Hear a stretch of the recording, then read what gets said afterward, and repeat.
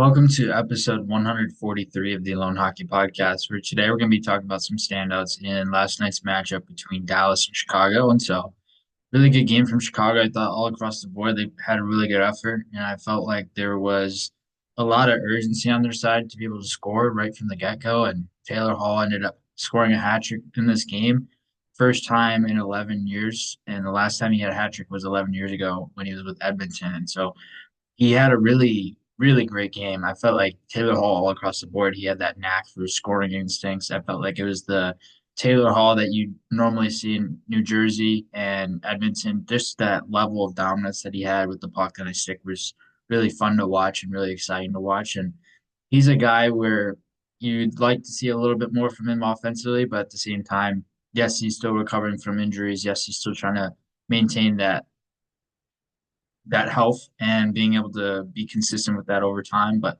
I thought in this game he looked really good. His scoring instincts around the net were visible, and he was scoring from afar. He was generating volume. His playmaking was really noticeable. I felt like he was holding on to pucks a little bit more, and he felt a little bit more clarity in terms of his play, in terms of not only goal scoring but also playmaking and being able to generate plays from off the wall in the ozone. And so outside of him, I felt like Connor Bedard, we have to talk about him as well. He broke his scoring drought, and it was about a month since he scored last, and the last team he scored against was Dallas. So it's fitting that he was able to score this game against Dallas once again and just played a really good game. He was generating shot volume, he's getting off the wall, he's getting interior. I felt like when Bedard's able to get interior and have that attack mentality, he's hard to stop because he's going to generate shots regardless, and he's going to find a way, and he's going to do it shift in, shift out. So with him, that attack mentality definitely helped him yesterday, and he was really noticeable in that sense and played a really good game. Tyler Bertuzzi was also really noticeable, 2 assists, and was playing really good hockey competitively. I felt like he was creating space for his line mates. He was acting like a screen in some ways where he could be a dummy in some ways and to be able to provide an open passing lane in that sense or an open shot lane or whatever it may be. And he was just really noticeable. I was really impressed with him. I was really impressed with his ability to score. I was really impressed with his ability to make plays. And I liked his ability to use that tenacity, that physicality, be able to forecheck as well. He's always really consistent with his checking ability, and that's something that always stands out there. Louis Crevier, who recently got called up with Seth Jones being injured, and Crevier's played good. He's been steady, not necessarily super offensively oriented per se, but Crevier is a guy, he's a big defenseman. He's mobile. He's got good feet. He's got good outlet passing ability. And he is more of a north playmaker in terms of his ability to move pucks up ice. He's very simple in his decisions. And he had his first NHL goal yesterday off the rush by Ilya Mikheyev and then the pass over from Mikheyev to Crevier. It was a really nice rush from Mikheyev to be able to create the space and be able to create the sequence individually and then pass it over to Crevier for his first. And he was really impressive. I really liked his game. I thought Philip Kurashev had a good game as well. I felt like he's been off to a slower start this season, where last year a lot of his 5-on-5 ice time was spent with Bedard, and those two were really good together.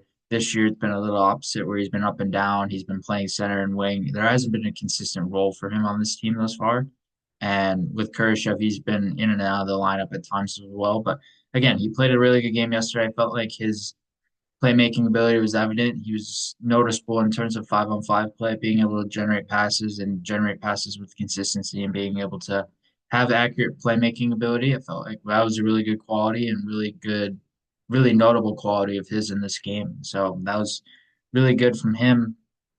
And then Teuvo Teravainen, who also had a good game. He's in a bit of a drought as well from a scoring perspective. And in terms of his ability, it was good to see him get back on the board as well because he looked good yesterday and he was scoring and he was turning volume into shots. He was making plays. He's more well known as a playmaker, but a guy who can shoot the puck and be reliable as a shooter when necessary. And Tavo was a guy who's doing a really good job of being able to create space individually for himself and create shot lanes for himself as well. Then on Dallas' side, a couple standouts. I felt like Matt Duchene was buzzing all the way around in this game. He's been I believe he's Dallas's leading scorer right now, actually. And had a goal in this game. He always seems to stand out against Chicago, and he's played against them for quite some time, being with Nashville and then Colorado and a lot of Western teams. And Duchesne's a guy, you notice his speed, you notice his flair, his offensive capability. He's been around the league for a long time, and he's produced offensively for a very long time as well. Just a very productive player, has fit into this team really well, and has been a really great addition ever since being acquired.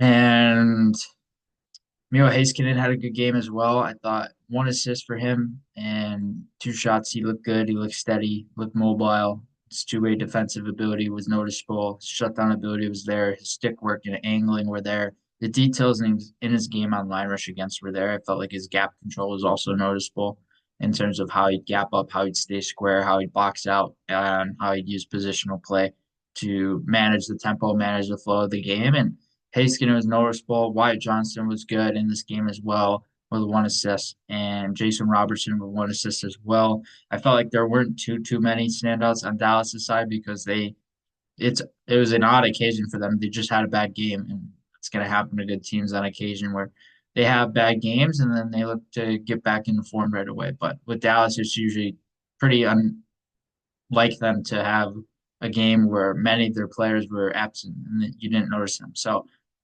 again, it's one game, it's just a sample size, but they're going to be fine moving forward. They'll continue to win games. It's just that one little game where they had a little bit of issues in that sense.